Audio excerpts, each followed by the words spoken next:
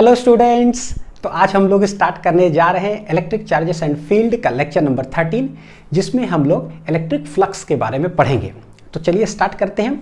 लेकिन स्टार्ट करने से पहले इलेक्ट्रिक फ्लक्स को लेकर जो है एक ओवरव्यू कुछ बताता हूं बच्चों कि हम लोग कैसे प्रोसीड करेंगे। ठीक है, देखिए जरा क्या है, बहुत जरूरी है समझना। इलेक्ट्रिक फ्लक्स को कैलकुलेट करने के ना 3 मेथड्स होते हैं। मेथड 1 है बाय कॉन्सेप्ट, मैंने नाम दिया है इसको बाय कॉन्सेप्ट, जिसमें कि हम लोग एक फॉर्मूला लगा करके करते हैं E dot D S.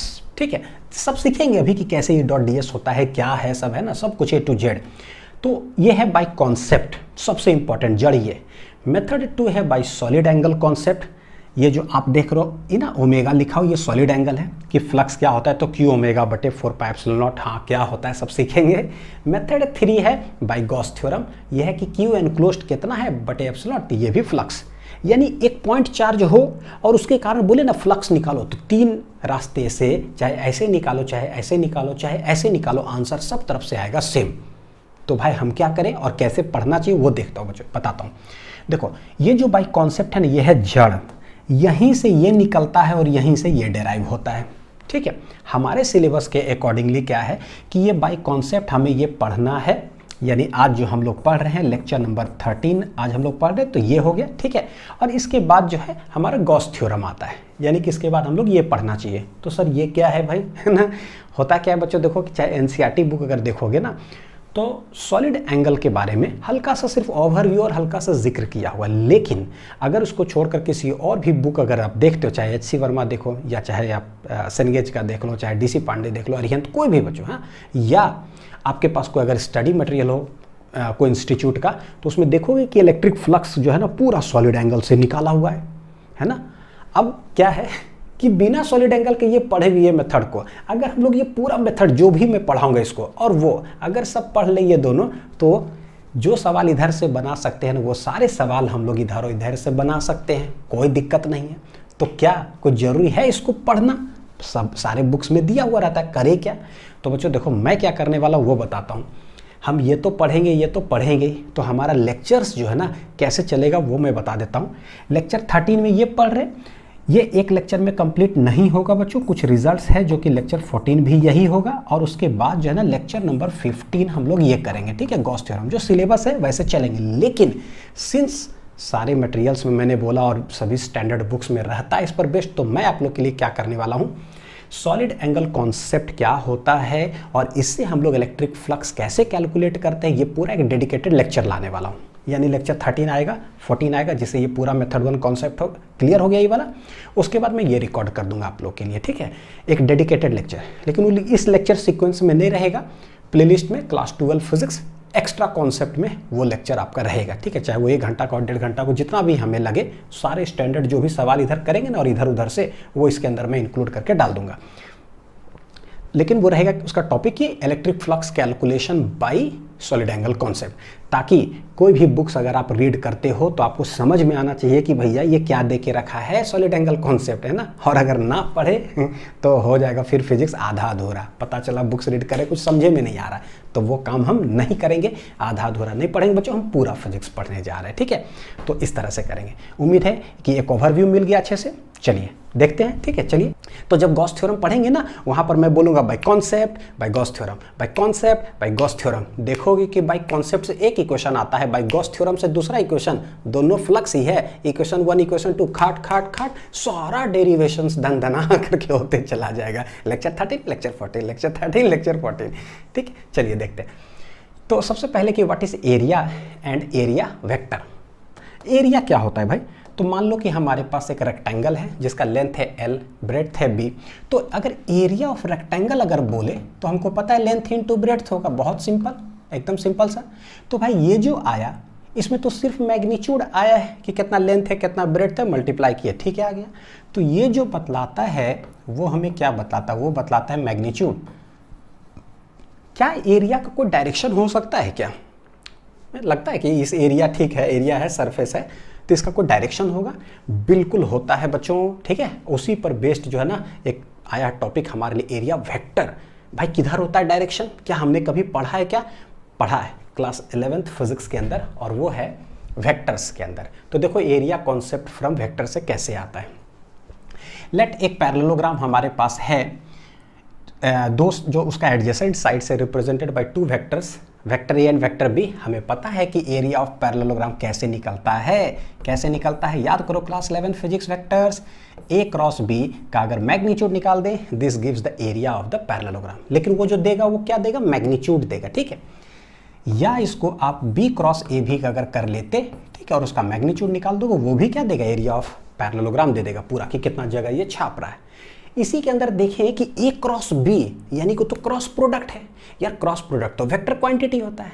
Vector quantity के अंदर मैग्नीट्यूड और डायरेक्शन, मैग्नीट्यूड तो ठीक है एरिया दे दिया, इसका मतलब इसका कोई डायरेक्शन भी एसोसिएटेड होगा क्योंकि क्रॉस प्रोडक्ट एरिया देता है। यहीं से पता चलता है कि हर एरिया का एक डायरेक्शन होता है, और वो किधर होता है ये बतलाएगा हमें। देखो कैसे, अगर ए क्रॉस बी हम करें तो ये होता क्या है बच्चों, mod a mod b sine of theta i into क्या हो जाएगा, एन कैप। ये है क्या, वेक्टर। ये क्या है भाई, इसी का मैग्नीट्यूड है, और ये क्या है, एन कैप, यानी कि यूनिट वेक्टर यानी कि डायरेक्शन। तो ये बतलाता है मैग्नीट्यूड और ये बतलाता है डायरेक्शन। क्या बतलाता है, डायरेक्शन। तो ये क्या है भाई, वेक्टर। क्या है ये, वेक्टर। ये मैग्नीट्यूड जो है किसका मैग्नीट्यूड है, ये क्रॉस प्रोडक्ट का जो ये जो वेक्टर है उसी का मैग्नीट्यूड है। यानी कि हम लोग इसको अरेंज करके लिख कैसे सकते हैं कि भाई ए क्रॉस बी जो है ना उसी का ये मैग्नीट्यूड है इतना दूर, और ये मेरा हो जाएगा डायरेक्शन। ये है ए क्रॉस बी, यानी कि देखो क्या है, what is this, this is magnitude of area. तो भैया ये क्या होगा, डायरेक्शन ऑफ एरिया। तो ये क्या होगा, एरिया वेक्टर हो गया समझ में आया बच्चों क्या है, this is magnitude of area. तो ये क्या बतलाएगा, direction of area, direction of area. तो ये क्या बतलाएगा, वेक्टर ऑफ एरिया, या फिर बोलो एरिया वेक्टर। यानी कि area is a vector quantity. Magnitude हमें पता है कैसे निकालते हैं, हाउ टू फाइंड डायरेक्शन। तो ए क्रॉस बी बोलो चाहे बी क्रॉस ए बोलो, दोनों का डायरेक्शन होगा किधर, देख लेते हैं एक बार जरा, क्योंकि पता है सब ना। ए क्रॉस बी, तो ए के तरफ हाथ रखो, बी के तरफ घुमाओ, मतलब ये इसका गाल है, मारते हैं धड़ाक से इसको एक चाटा, है ना। यही तो तरीका है सीखने का कि हाथ ऐसे रखेंगे, मारे धड़ाक से, A cross B, the thumb indicates direction. यानी कि एरिया वेक्टर ऐसे हो गया। अगर ए क्रॉस बी करेंगे तो थंब किधर आएगा, बाहर, यानी सरफेस एरिया के ठीक किधर हो गया, परपेंडिकुलर। अच्छा, अगर बी क्रॉस ए करे तो बी के तरफ हाथ रखो इस तरह से कि ये समझो कि ये है किसी का गाल, तब मारेंगे ऐसे एक चटाका फड़ाक से, तब बी क्रॉस ए, तो this indicates direction of cross product. यानी कि कोई सरफेस एरिया अगर हो तो उसका डायरेक्शन, अगर प्लेनर एरिया, प्लेन है ये, तो इसका दो तरफ डायरेक्शन आया, एक बाहर और एक क्या हुआ, अंदर। यहीं से कॉन्सेप्ट सब धीरे धीरे बिल्डअप होता है बच्चों। एक एरिया है मेरे पास प्लेनर एरिया, तो जैसे प्लेनर बोलेंगे ए बी यहाँ है, ए क्रॉस बी के, तो एक आया बाहर और एक आया इधर अंदर, यानी कि दो डायरेक्शन हम ले सकते हैं एरिया वेक्टर का। और वो होगा कैसे, सरफेस के ठीक परपेंडिकुलर। क्यों परपेंडिकुलर, क्योंकि पता है ए क्रॉस बी करते हैं तब परपेंडिकुलर ही तो आता है। तो क्रॉस प्रोडक्ट का जो डायरेक्शन आता है it is perpendicular to the plane of a and b. अब ये जब क्लियर हो गया तो इससे हम रिजल्ट एक निकाल सकते हैं, क्या, कि अब एरिया एक वेक्टर क्वांटिटी होगा। तो लिखेंगे कैसे बच्चों, वेक्टर को हम लोग कैसे लिखते हैं, मैग्नीट्यूड मॉडुलस से और डायरेक्शन यूनिट वेक्टर से। एरिया का मैग्नीट्यूड और ये क्या हो गया, डायरेक्शन। और कोई भी सरफेस एरिया होगा, कोई भी सरफेस एरिया होगा, उसका डायरेक्शन विल बी क्या, परपेंडिकुलर टू द सरफेस। जो सरफेस होगा उसके परपेंडिकुलर होगा, ठीक है। जैसे कि कुछ अगर मान लो सरफेस देखें, अगर इस तरह से रखा हुआ है एक रेक्टेंगल, मतलब कैसे रखा हुआ, ऐसे, ठीक। अगर कभी इस तरह से बना हुआ हो तो कैसे रखा हुआ ये, तो देखो ये ऐसे हो गया, ये वाला ऐसे इस तरह से रखा हुआ है ना 3D में ऐसे। तो इसका एरिया वेक्टर देखो किधर होगा, एक होगा आगे और एक होगा पीछे और परपेंडिकुलर, यानी एरिया वेक्टर इधर और एक एरिया वेक्टर इधर, और वो भी कैसे, परपेंडिकुलर 90 डिग्री बनाते होंगे, ठीक ठाक है। और बच्चों अगर ऐसे होगा तो एक बाहर एक अंदर, यानी कि एरिया वेक्टर मैं कैसे बनाऊं, बाहर और अंदर, तो आप समझ लो। ए बाहर को कैसे लिखते हैं, डॉट, और अंदर को कैसे लिखे, क्रॉस कर देते हैं, तो दो डायरेक्शन हो गया। क्रॉस मतलब इनटू, इनवर्ड, और ये किधर है, बाहर, आउटवर्ड। जेड एक्सिस नहीं होता है, जेड ऐसे, this is x, this is y और दिस इज क्या है z। तो z हो गया बाहर और इधर हो गया क्या अंदर, इनटू द पेज। ठीक है, तो ये रहा पूरा डिटेल्ड कॉन्सेप्ट एरिया वेक्टर्स को लेकर। चलिए देखते हैं जरा आगे। देखो टाइप्स ऑफ सरफेस एरिया, तो दो तरह का सरफेस एरिया होता है जो कि हमें ज़रूरत है अभी। एक है ओपन सरफेस एरिया, दूसरा होता है closed surface area. Open surface area किसको बोलेंगे, जो ओपन होगा, और क्लोज्ड सरफेस एरिया फिर किसको बोलेंगे, जो क्लोज्ड होगा, है ना। बड़ा ऐसे डेफिनेशन तो बहुत आसान है। देखो ओपन का मतलब होता है कि मान लो हॉलो हेमिस्फीयर है, समझो जरा सा, हॉलो हेमिस्फीयर। हेमिस्फीयर मतलब क्या, आधा, ये खुला, हॉलो है तो ये वाला खुला हो गया पोर्शन। तो अगर बाहर से हम लोग सरफेस एरिया कुछ है, उसके अंदर का कोई पॉइंट अगर हम देख सकते हैं, दिख रहा है, तो समझो कि सरफेस ओपन कहलाता है। लेकिन अगर कोई बंद हो, जैसे कि फुटबॉल आप ले लो, स्फीयर ले लो, ठीक है, हॉलो स्फीयर ले लिया, या सॉलिड स्फीयर, कुछ भी, लेकिन समझने के लिए हॉलो स्फीयर लेते हैं। अब स्फीयर है, क्या उसके अंदर कोई पॉइंट दिख रहा है क्या बाहर से, नहीं दिख रहा है। इसका मतलब है कि वो कैसा सरफेस हो गया, क्लोज्ड सरफेस हो गया। ठीक है, तो यही है क्लोज्ड सरफेस एरिया किसको बोलेंगे, ओपन सरफेस एरिया। जैसे एग्जांपल है, देखो एनी प्लेनर एरिया, ऐसे जो प्लेन है तो ये हो गया ओपन सरफेस एरिया। तो भाई सवाल आता है कि अगर ओपन सरफेस एरिया लिए तो एरिया वेक्टर होगा किधर, प्लेन के परपेंडिकुलर, प्लेन के परपेंडिकुलर। तो इधर भी हो सकता है, इधर भी हो सकता है, लेना किधर है मैं आगे बताऊंगा धीरे धीरे। ठीक, हॉलो हेमिस्फीयर बोल दो या हॉलो सिलेंडर। हॉलो सिलेंडर मतलब ये साइड कैसा है, हॉलो, खाली, ओपन, कैसा है ये, ओपन। हॉलो हेमिस्फीयर है तो ये वाला साइड कैसा होगा, ओपन। एरिया वेक्टर कैसे लिया जाता है बच्चों, ये जो देख रहे हो ये वाला, यहाँ पर कहीं भी अगर देखोगे तो रेडियली हमेशा क्या है ना, आउटवर्ड लिया जाता है। कोई भी स्फीयर ऐसे हो, जैसे कैसे इलेक्ट्रिक फील्ड लाइंस कैसे निकलता है, परपेंडिकुलर टू द सरफेस। तो एरिया वेक्टर भी क्या, कोई भी सरफेस अगर हो परपेंडिकुलर लेंगे। अभी हमने देखा था कि सरफेस के ठीक क्या होता है, परपेंडिकुलर। तो एरिया वेक्टर कहीं भी बोले यहाँ क्या होगा, आउटवर्ड की ओर, आउटवर्ड की ओर, ऐसे। और इस जगह का अगर बोले, मान लो ये जो सरफेस एरिया यहाँ का अगर किधर होगा, तो भैया बाहर, आउटवर्ड की ओर एकदम। सरफेस एरिया, सर्कल ऐसे है परपेंडिकुलर टू द सरफेस। यहाँ पर एरिया वेक्टर बनाना हो, इस साइड सर्कल ऐसे है तो बाहर एरिया वेक्टर, इस साइड का बाहर एरिया वेक्टर। मतलब कोई भी इधर से सर्कल जैसे दिखा दिया, ठीक है, यहाँ देख रहे हो, यहाँ से क्या दिखा देगा, एक सर्कल, तो अंदर की तरफ नहीं होगा, इनटू ने किधर लेते हैं हम लोग, आउटवर्ड की ओर। बोलो सर क्यों आउटवर्ड, फील करके देखो जरा, ऐसे है प्लेन, हम बोले कि प्लेन के परपेंडिकुलर होता है एरिया वेक्टर। तो ये क्या है, सरफेस यहाँ है, वहाँ से मेरे तरफ बाहर की ओर ही तो आ रहा है, अंदर तो नहीं जा रहा है, तो ये बाहर की ओर हो गया। ठीक है, इसीलिए हम बोलते हैं आउटवर्ड में लो। अच्छा, इधर से देखे तो फिर ये सरफेस एरिया है, अंदर की ओर नहीं लेते area, perpendicular to the surface किधर है, बाहर की ओर। तो चाहे इधर से देखो वो भी आउटवर्ड है, और चाहे इधर से देखो वो भी क्या, आउटवर्ड। इसीलिए आउटवर्ड एरिया ही हम लोग लेते हैं, ये दिमाग में बैठा लीजिए। ठीक, हर चीज़ के पीछे रीज़न है कि क्यों। चलो क्लोज सरफेस एरिया में हॉलो स्फीयर ले ले या सॉलिड स्फीयर ले ले, कहीं भी एरिया वेक्टर बोलेगा बनाने के लिए, तो देखो क्या है, आउटवर्ड, हर जगह पे। ठीक है, यहाँ पर देखो क्या है, सॉलिड स्फीयर भी क्या है, क्लोज सरफेस एरिया होगा, क्योंकि सॉलिड है भैया, इसके अंदर घुस करके तो हम लोग देख नहीं पाएंगे इसका अंदरूनी कोई पॉइंट, तो ये सब बाहर। ठीक है, उसी तरह से देखो क्यूब है या क्यूबॉइड है, सॉलिड हेमिस्फीयर, सॉलिड सिलेंडर, सब डायग्राम्स मैंने बनाकर रखा है ताकि जो है सवाल के अंदर कैसे बनाएंगे ना वो देख लेते हैं। ये क्यूब, सॉलिड क्यूब है, तो इसके कितने टोटल सरफेस एरिया है। तो अगर कोई क्यूब की मैं बात करूँ बच्चों, क्यूब देख रहे ऐसे है ना, ये क्यूब है, कितना टोटल होगा, तो देखो कैसे करेंगे, आप लोग के तरफ से बता रहा हूँ। ये लेफ्ट हो गया, ये हो गया राइट, दो सरफेस एरिया हो गया, देखो लेफ्ट राइट, टॉप बॉटम। फिर उधर से देखोगे तो ये क्या हो गया, फ्रंट, तो इसके ठीक पीछे क्या हो गया, बैक। यानी टोटल कितना है, 1 2 3 4 5 और 6, टोटल 6 सरफेस एरिया है ये इसके अंदर।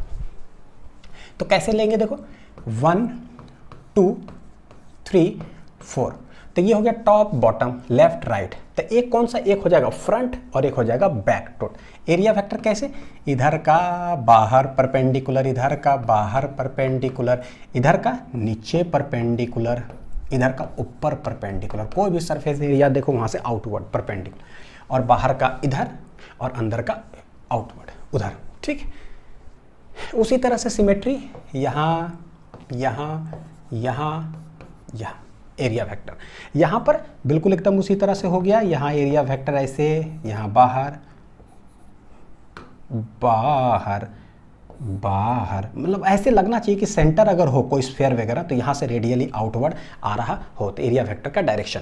फिर यहाँ पर भी उसी तरह से देखो, एरिया वेक्टर ये दोनों तो सर्कल सर्कल ठीक है। ये जो दिख रहा है बच्चों curved surface area, curved surface area में ऐसे है सिलेंडर, कोई भी पॉइंट देखोगे तो कैसे आएगा, आउटवर्ड की ओर, यानी कि यहाँ देखिए तो आउटवर्ड की ओर एरिया वेक्टर जो कि ऐसे। तो ये सारे एरिया जितने तरह से सवाल फ्रेम किए जाते वो सब हमने कवर कर लिया। विश्वास भी नहीं होगा, सारा क्वेश्चंस का डायग्राम कवर हो गया। देखते हैं व्हाट इज इलेक्ट्रिक फ्लक्स, किसको कहते हैं हम लोग। फ्लक्स का मीनिंग क्या होता है पता है, फ्लो ऑफ सम क्वांटिटी।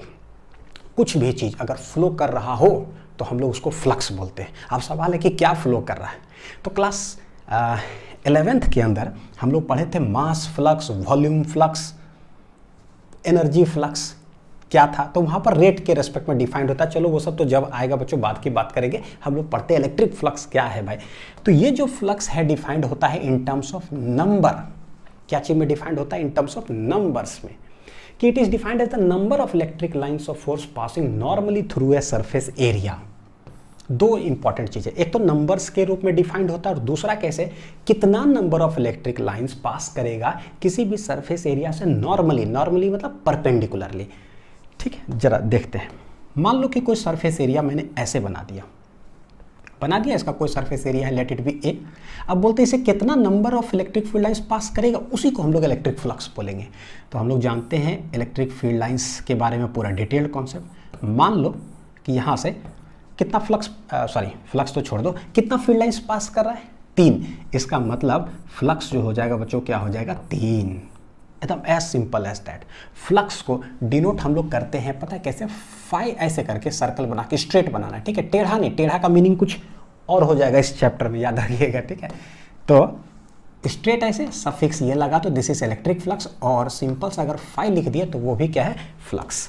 जो चीज़ यहाँ आप पढ़ रहे हो, जो डेफिनेशन पढ़ रहे हो, बस इलेक्ट्रिक लाइंस ऑफ फोर्स से हटाकर कहीं मैग्नेटिक लाइंस ऑफ फोर्स लिख दिए ना तो वो मैग्नेटिक फ्लक्स हो जाएगा, जो मैग्नेटिज्म में पढ़ेंगे, बड़ा आसान है। तो ये हो गया इलेक्ट्रिक फ्लक्स। देखिए कितना सिंपल है, गिनना है बस के को फील्ड लाइंस पास करा, कितना, 3, तो 3 आंसर हो गया भाई बस। अच्छा, कोई cross sectional area, surface area है, लेट इट बी ए। यहाँ से मान लो कि 1 2 3 4 5 फील्ड लाइंस जो है पास कर रहा है, ठीक है। अब बोलेंगे बताओ कि व्हाट इज इलेक्ट्रिक फ्लक्स, तो कितना है गिन लीजिए, 5 है तो 5 हो गया। अच्छा, तो यही हो गया इलेक्ट्रिक फ्लक्स का कॉन्सेप्ट। जरा सा अंदर घुसते हैं अब एक एक करके। अगर बाय चांस बच्चों मान लो कि हम क्रॉस सेक्शनल एरिया यानी कि surface area let it be fix कर देते हैं, ए कांस्टेंट है, if A equal to constant and electric field lines जो है या इलेक्ट्रिक फील्ड स्ट्रेंथ को है ना हम बढ़ा रहे हैं, तो इलेक्ट्रिक फील्ड स्ट्रेंथ को आप कैसे बढ़ा सकते हो, फील्ड लाइंस के रूप में सोचो।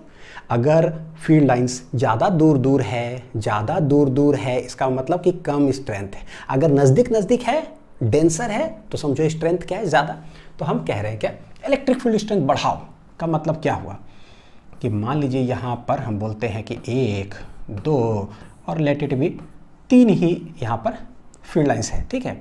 ऐसे इलेक्ट्रिक फील्ड स्ट्रेंथ जो भी है यहाँ E1 है, यहाँ पर इस तरह से बनाते हैं, आप खुद ब खुद समझ जाओगे। देखो कैसे,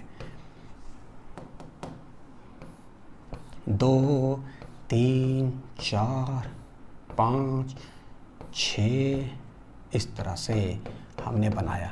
अब देखो अपने आप समझ में आया, किसी से एरिया हमने कांस्टेंट कर दिया और यहाँ पर इलेक्ट्रिक फील्ड का स्ट्रेंथ क्या होगा और यहाँ पर क्या होगा, तो आपको ऐसे ही समझ में आ रहा है यहाँ पर इलेक्ट्रिक फील्ड का स्ट्रेंथ क्या है, थोड़ा सा ज़्यादा है इस रीजन में। तो यहाँ पर लेट इट बी जो है वो E2, यहाँ क्या है ये ज़्यादा है, और ये वाला जो E1 है वो क्या है, कम। तो हम फ्लक्स कैसे बोलेंगे, देखो फ्लक्स क्या हो जाएगा यहाँ पर भाई, लेट इट बी 5 तो काउंट कर लेना है, 3 है तो 3 आंसर हो गया। बोलोगे हाँ ऐसे ही है, बिल्कुल ऐसे ही है, बहुत आसान है, गिनना है। हालांकि न्यूमेरिकल्स में गिनने से काम नहीं चलेगा, लेकिन अभी आप सीखो कॉन्सेप्ट। यहाँ पर कितना हो जाएगा, तो बोलेंगे कि भाई अच्छा एक बहुत इंपॉर्टेंट चीज़ है कि भाई जो भी फील्ड लाइंस है ना सरफेस से कैसे पास करना चाहिए, 90 डिग्री बनाते हुए जाए ना तो वो फ्लक्स है। तो बोलोगे अच्छा सर अगर टेढ़ा पार किया तो, अभी देखेंगे, ठीक है। कि भाई सब टेढ़ा कर देंगे जितना है तो ये 90 डिग्री बनाते हुए जा रहा है, इसीलिए सीधा सीधी काउंट कर लिया कितना 1 2 3 4 5 6, तो भैया 6 आंसर हो गया। यहाँ से क्या एक रिजल्ट हमें समझ में आता है कि हमने देखा ए हमने कांस्टेंट करके रखा है। अब अगर इलेक्ट्रिक फील्ड का स्ट्रेंथ अगर बढ़ाते हैं तो फ्लक्स भी क्या हो गया, बढ़ गया। ठीक है, यानी कि if a constant and E increases तो रिजल्ट हम लोग क्या बोल देंगे कि देन इलेक्ट्रिक फ्लक्स ऑल्सो क्या हो जाएगा, इंक्रीज कर गया है, 3 से 6 हो गया। ठीक, तो रिजल्ट के तौर पे बोल सकते हैं बच्चों की phi is directly proportional to क्या है, ई। एक रिजल्ट हमारे पास आ गया यहाँ सामने देखो, ठीक ठाक है। चलिए दूसरा रिजल्ट देखते हैं। अभी एरिया कांस्टेंट किए थे ना, अब बदलते हैं। अब इलेक्ट्रिक फील्ड का स्ट्रेंथ हम कांस्टेंट कर दिए, और कांस्टेंट का मतलब क्या होता है, uniform electric field. Uniform electric field का मतलब कि 3 चीज, एक तो स्ट्रेट लाइन हो, electric field lines straight line में है, पैरेलल हो, पैरेलल है, और इक्विडिस्टेंट टू ईच अदर हो। तो एक ऐसा रीजन हमने लिया इक्विडिस्टेंट टू ईच अदर है, यानी कि कांस्टेंट इलेक्ट्रिक फील्ड अब वेरी नहीं कर रहा है। अब एरिया हम बदलते हैं, बढ़ाते हैं एरिया को। तो मान लो कि यहाँ एक एरिया हम लेते हैं ऐसा, और यहाँ पर लेट इट भी हमने एरिया ले लिया ऐसा, ले लिया। तो ये मेरे लिए हो गया कैसा, यह एरिया A1 और यह एरिया कितना A2, अलग अलग एरिया ले लिया। बताओ कि फ्लक्स क्या होगा। तो क्या सरफेस से परपेंडिकुलर पास कर रहा है क्या, बिल्कुल। यहाँ से परपेंडिकुलर पास कर रहा है क्या, बिल्कुल। तो सिंस परपेंडिकुलर पास कर रहा है तो सीधे सीधे काउंट कर लो कि क्या है, जो उतना नंबर आएगा वही मेरे लिए फ्लक्स है। तो भाई यहाँ पर फ्लक्स φ1 क्या होगा और इस एरिया से फ्लक्स क्या होगा। तो देखो इसके अंदर कितना जा रहा है, 3, तो ये 3 हो गया। यहाँ कितना जा रहा है, 1 2 3 4 5 6 7 8 9, तो ये 9 हो गया। फिर यहाँ से मेरे पास एक रिजल्ट आया कि अगर इलेक्ट्रिक फील्ड का स्ट्रेंथ अगर कांस्टेंट हो किसी रीजन में, कांस्टेंट है ना, इस रूम में मान लो कि दीवार पूरा प्लस प्लस प्लस, ये पूरा दीवार माइनस माइनस माइनस, तो इस रीजन में पूरा रूम में इलेक्ट्रिक फील्ड लाइंस का स्ट्रेंथ क्या है, कांस्टेंट है। ठीक है, तो अगर आप छोटा एरिया लोगे इतनी सा तो उसमें कम फील्ड लाइंस पास करेगा, लेकिन अगर बड़ा एरिया ले लिए तो उससे ज़्यादा फील्ड लाइंस पास करेगा। इसका मतलब फ्लक्स ज़्यादा हो गया। कितना सिंपल है, something any quantity which is flowing, तो भैया फ्लो कर रहा है इलेक्ट्रिक फील्ड लाइंस इसके अंदर से, जैसे पानी फ्लो करता है। फ्लूइड्स के अंदर हम लोग पढ़े थे mass flux, volume flux, टॉरिसेलिस equation के अंदर, है ना। चलो, तो हम क्या बोले, फ्लक्स बढ़ गया। कब बढ़ा, जब एरिया बढ़ाए तो, यानी कि कांस्टेंट एरिया बढ़ाते हैं तो भैया क्या होता है, देन फ्लक्स इंक्रीजेस। यहाँ से एक रिजल्ट मेरे पास आया कि flux is directly proportional to A. तो पहला इक्वेशन में क्या था कि flux is directly proportional to electric field strength, दूसरा में electric phi is directly proportional to area. Hence from equation 1 और 2 को अगर सम अप कर दे तो मेरे पास एक रिजल्ट के रूप में आ जाएगा क्या, देखो, फ्रॉम इक्वेशन 1 एंड 2 क्या आ जाएगा, फाई डायरेक्टली प्रोपोर्शनल टू आ जाएगा ई आई इंटू ए। ठीक ठाक है कि नहीं, वो भी directly hence directly proportional to E into ए।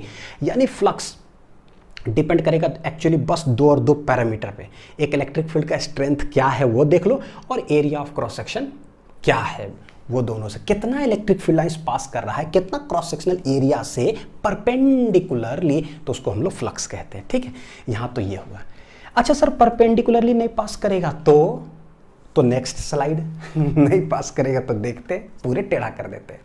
तीसरा, if electric field is inclined at any angle to the surface, surface ऐसे है, ठीक है, अगर ऐसे सरफेस होगा तो एरिया वेक्टर किधर होगा बच्चों, परपेंडिकुलर, परपेंडिकुलर। ठीक है, कोई एक डायरेक्शन लेकर हम समझते हैं। देखो ऐसे एरिया वेक्टर है, मतलब एरिया सरफेस एरिया ऐसे है, तो एरिया वेक्टर किधर होगा, इस तरफ हो गया एरिया वेक्टर। लेट हम लोग करते क्या है, इलेक्ट्रिक फील्ड लाइंस जो है ना टेढ़ा कर देते, ऐसे जा रहा हो तो, यानी क्या, फील्ड लाइंस ना ऐसे पास कर रहा होगा, कहने का मतलब इधर इधर ऐसे ऐसे इस तरफ, तो हम लोग बोलेंगे कि भाई एरिया वेक्टर इधर है, ठीक है, और इलेक्ट्रिक फील्ड लाइंस किसी लेट थीटा एंगल पर जो है ना पास कर रहा है। तो बताओ कि फ्लक्स आप कैसे कैलकुलेट करोगे। ठीक, देखते हैं। लेट किसी थीटा एंगल पर जो है ना इंक्लाइंड इस तरह से है, फ्लक्स होता क्या है कि कोई भी अगर हमने एरिया लिया, सरफेस एरिया, तो भैया उसके अंदर से पास करना चाहिए, कितना फ्लो करेगा, कितना उसके अंदर से पास करेगा। कोई पाइप लिए, पाइप के अंदर से कितना पानी पास कर रहा है, तो उसको बोले पानी फ्लो। तो यहाँ पर है कि कोई हमने लिया इस तरह से क्रॉस सेक्शनल एरिया, उसके अंदर से ऐसे कोई क्रॉस सेक्शनल एरिया, उसके अंदर से कितना इलेक्ट्रिक फील्ड लाइंस फ्लो। ठीक, अच्छा मान लो कोई ऐसे ना जाके बच्चों को ऐसे जा रहा हो तो जरा सोचो भाई, पाइप ऐसे है, पानी इधर ऐसे जा रहा है, तो अगर ऐसे कोई पानी फ्लो कर रहा है तो हम बोलेंगे कितना पानी फ्लो कर रहा है पाइप के अंदर। तो काहे का पाइप के अंदर भाई पानी तो ऐसे फ्लो कर रहा है, यानी उसको हम फ्लक्स ही नहीं बोलेंगे। कितना होगा? 0, क्योंकि तो ऐसे जा रहा है ना, मतलब टच करते हुए, अंदर तो जा ही नहीं रहा है। देखते हैं यहाँ पर कुछ ऐसा है क्या। तो जब भी टेढ़ा जाए तो करना क्या है, लेट टेढ़ा है तो इसको रिजॉल्व करते देते हैं 2 भाग में। जिधर थीटा सटा हुआ होता है उधर कॉस, तो एक कंपोनेंट तो इधर आ गया, एक कंपोनेंट इधर आ गया, कितना? ई कॉस थीटा। तो ठीक इसके परपेंडिकुलर बच्चों कितना हो जाएगा? ई साइन ऑफ थीटा। अब देखो ये इलेक्ट्रिक फील्ड को हमने रिजॉल्व कर दिया 2 भाग में, तो अब सिर्फ इसका और इसके बारे में देखते हैं ये कैसा कंपोनेंट है। तो ये बोलेगा ऐसा कंपोनेंट है कि सरफेस एरिया इस तरह से उसके परपेंडिकुलर आया है परपेंडिकुलर। तो ये सारे कंपोनेंट जो होगा ये कॉस थीटा समझो सरफेस के परपेंडिकुलर यानी अंदर से घुस रहा है। ये कैसा है भैया? एरिया ऐसा है और ये ई साइन थीटा ऐसे आया। तो कोई क्रॉस सेक्शनल एरिया हो बच्चों, कोई क्रॉस सेक्शनल एरिया इस तरह से हो, ये है ऐसा, तो मतलब इसके अंदर से पास कर रहा है। कोई ऐसे आ जाए तो ऐसे का मतलब क्या है? इसके अंदर कुछ गया क्या? नहीं। इसका मतलब इसके कारण फ्लक्स क्या होने वाला है? 0। क्या होगा? 0। ये do not contribute to flux. Hence यहाँ देखो फ्लक्स क्या बोलेंगे, कौन सा इलेक्ट्रिक फील्ड का कंपोनेंट और परपेंडिकुलरली देखो परपेंडिकुलर कंपोनेंट ही तो आया। तो ये है कौन? ई कॉस थीटा वाला कंपोनेंट जो है पास कर रहा है। और कितना क्रॉस सेक्शनल एरिया से, कितना क्रॉस सेक्शनल एरिया से? तो बोलेंगे कितना है? ए मैग्नीट्यूड का। तो ये मेरा कहला जाता है क्या? Electric flux. समझ में आया बच्चों? एकदम कोई दिक्कत नहीं होना चाहिए किन्हीं को भी, कैसी थीटा एंगल पर इंक्लाइंड हो। अभी हमने क्या किया था, सरफेस हमने ऐसे रखा और इलेक्ट्रिक फील्ड लाइंस टेढ़ा अंदर डाला। ठीक है, अब क्या करते हैं, सरफेस को ही टेढ़ा कर देते हैं और इलेक्ट्रिक फील्ड लाइंस को सीधा कर देते हैं, पूरे उलट पुलट कर दो। ठीक, क्या किए? एरिया ही टेढ़ा कर दिए। तो भाई एरिया वेक्टर किधर होगा? एरिया वेक्टर तो परपेंडिकुलर होता है, तो यहाँ से ठीक परपेंडिकुलर हो गया एरिया वेक्टर। कैसे? एकदम 90 डिग्री पे सरफेस के परपेंडिकुलर। देखो ऐसे है तो एरिया वेक्टर ऐसे, ठीक है, ऐसे टेढ़ा कर दिया तो यहाँ से परपेंडिकुलर होगा है। अब इलेक्ट्रिक फील्ड लाइंस जो है वो टेढ़ा था, उसको सीधा कर देते हैं। क्या था? उसको हम लोग सीधा करते हैं। लेट ऐसे फ्लो कर रहा है इलेक्ट्रिक, तो दोनों के बीच में देखो एंगल कुछ ना कुछ तो होगा। क्या है ये? ई। अब फिर से हम क्या करते हैं बच्चों, टेढ़ा मेढ़ा है, हमें नहीं समझ में आ रहा है कि इलेक्ट्रिक फ्लक्स क्या है, तो भाई इसको रिजॉल्व करते हैं। क्या करते हैं? इसको रिजॉल्व करते हैं 2 भाग में। तो एक कंपोनेंट इधर आ जाएगा, तो दिस इज देखो ई कॉस थीटा, और एक ठीक इधर कंपोनेंट आ जाएगा। क्या आ जाएगा? ई साइन ऑफ थीटा।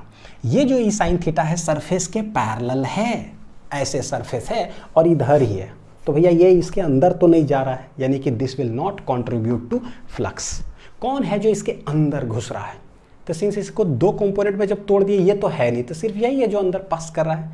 यानी कि फिर से मेरा देखो फ्लक्स क्या होगा, कौन सा इलेक्ट्रिक फील्ड का कंपोनेंट पास कर रहा है उस एरिया के अंदर, और कितने क्रॉस सेक्शनल एरिया है, वो है ए। तो यही मेरे लिए क्या हो गया? फ्लक्स। तो चाहे आप एरिया टेढ़ा करो, इलेक्ट्रिक फील्ड लाइन सीधा करो, या आप एरिया सीधा ऐसे रखो, इलेक्ट्रिक फील्ड लाइन टेढ़ा कर दो, फर्क नहीं पड़ता है, आंसर रिमेन्स क्या? सेम। यानी कि हमेशा जो 2 क्वांटिटी ई और ए है उसके बीच में कौन सा कंपोनेंट आ जाता है? Cos theta. और what is theta? Theta is the angle between, point to be noted बच्चों, theta is the angle between क्या? एरिया का सरफेस से नहीं है, वो एरिया जो वेक्टर है ना, वेक्टर उससे एंगल कितना बना रहा वो है, बहुत इंपॉर्टेंट है। थीटा है क्या? तो बोलेंगे थीटा है एंगल बिटवीन एरिया सरफेस नहीं, एरिया वेक्टर किधर है वो देखो, एंड इलेक्ट्रिक फील्ड ये है। तो यहाँ से ई ए कैसे अरेंज करके लिख सकते हैं? ई ए कॉस थीटा। चलो दोनों जगह से अरेंज करता हूँ। दोनों, यहाँ दोनों से अगर हम लोग देखें तो मेरे पास एक ही रिजल्ट है, ई ए कॉस थीटा। क्या है? E A cos theta, E A cos theta, E A cos theta, यानी मेरे पास एक फाइनल रिजल्ट आ गया रिजल्ट के रूप में। और हमको पता है कि कभी भी किसी 2 वेक्टर क्वांटिटी का गुना हो और कॉस वाला कंपोनेंट हो, it means it is a dot product. E dot क्या हो जाएगा? ए। तो this is electric flux, E dot A, E dot A, E dot A. A dot भी नहीं होता, ए बी कॉस थीटा, तो ई डॉट ए ये cos थीटा, तो ये मेरे लिए रिजल्ट के रूप में आ गया। उम्मीद है कि समझ में आएगा बहुत अच्छा से। चलिए देखिए, Y electric field strength is called electric flux density. तो ये इलेक्ट्रिक फील्ड वाला ही लेक्चर में शुरू में बताए थे कि 5 नाम होता है इसका, electric field strength, electric intensity, electric field intensity और इलेक्ट्रिक फ्लक्स डेंसिटी। भैया 5 नाम है इलेक्ट्रिक फील्ड का। क्यों कहते हैं फ्लक्स डेंसिटी, अब समझ में आएगा। ओ फ्लक्स आया देखो, अभी हमने देखा कि फ्लक्स जो है वो 2 पैरामीटर है। क्या है ये? ई इंटू ए। मेनली क्या हम लोग बोले, इन जनरल हम लोग बोल सकते हैं ई इंटू ए। भाई इलेक्ट्रिक फील्ड जो है ये क्या हो जाएगा, कितना फ्लक्स है पर यूनिट एरिया। इसी को बच्चों पता है क्या बोला जाता है, ये जो है ना फ्लक्स, कौन सा फ्लक्स है भाई? Electric flux. तो electric flux per unit area is called electric flux density. क्या बोलते हैं इसको? Electric flux density. ठीक है, जैसे कि आगे चल के करंट इलेक्ट्रिसिटी में आएगा, करंट पर यूनिट एरिया तो बोलेंगे करंट डेंसिटी, अनिल पर यूनिट एरिया तो अनिल डेंसिटी। अपना नाम लगा दीजिए यहाँ है इलेक्ट्रिक फ्लक्स, तो इलेक्ट्रिक फ्लक्स डेंसिटी, और वो किसके बराबर हो गया? इलेक्ट्रिक फील्ड इंटेंसिटी के बराबर। इसीलिए हम लोग इलेक्ट्रिक फील्ड को हम लोग कहते हैं इलेक्ट्रिक फ्लक्स डेंसिटी। तो रीज़न समझ में आना चाहिए कि क्यों कहते हैं। कभी कभी बोल देगा फाइंड इलेक्ट्रिक फ्लक्स डेंसिटी, ऐसा लगेगा जैसे कि फ्लक्स निकालना हो, डेंसिटी मतलब वॉल्यूम वगैरह हो कुछ ऐसा, और गड़बड़ हो जाएगा। गड़बड़ कर देते हैं स्टूडेंट लोग, तो इसलिए बच्चों थोड़ा सा ध्यान से, ठीक है, गड़बड़ नहीं करना है। चलिए देखो, इट इज़ ए कैसा क्वांटिटी होता है? Scalar quantity. क्यों स्केलर क्वांटिटी? क्योंकि मेरे पास आया हुआ है फाई इक्वल टू क्या है? ई डॉट ए।